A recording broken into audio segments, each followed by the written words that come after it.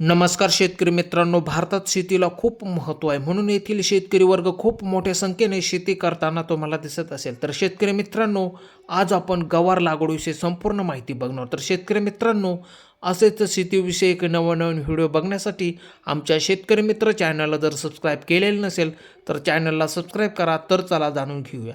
शेतकरी मित्रांनो, गवार लागवडीसाठी हलकी ते मध्यम आणि पाण्याचा निचरा होणारी जमीन निवडावी, जेणेकरून आपले पीक चांगले येईल आणि उत्पादनात वाढ होईल.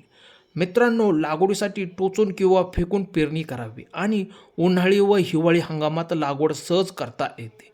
मित्रांनो, लागवडीपूर्वी हेक्टरी 20 ते 30 टन शेणखत टाकावे आणि बागायती पिकांसाठी 50 किलो नत्र व 60 किलो पालाश प्रति हेक्टरी द्यावे.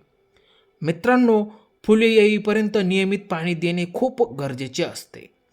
मित्रांनो, गवार पिकाला सरासरी बाजारभाव 6,978 क्विंटल इतका आहे.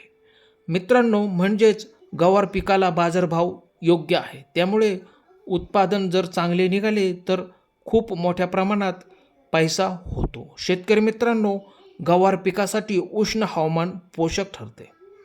मित्रांनो, ओळींमधील अंतर साधारणपणे 45 सेंटीमीटर आणि दोन रोपांमधील अंतर साधारणपणे 10 ते 15 सेंटीमीटर ठेवल्यास चांगले उत्पादन मिळते. मित्रांनो, उच्च प्रतीचे आणि योग्य बियाणे वापरल्यास उत्पादनात खूप मोठ्या प्रमाणात वाढ होते. मित्रांनो, पावसाळ्यात गवार पिकास तोडणीस जास्त वेळ लागू शकतो, त्यामुळे उत्पादन कमी मिळू शकते.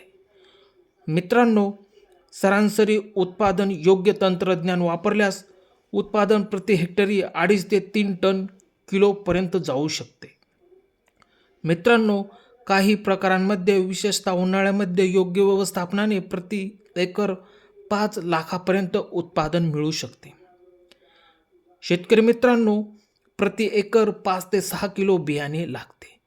शेतकरी मित्रांनो, तुम्हाला दिलेली माहिती कशी वाटली? दिलेली माहिती आवडल्यास आमच्या चॅनलला सबस्क्राईब करा. धन्यवाद शेतकरी मित्रांनो.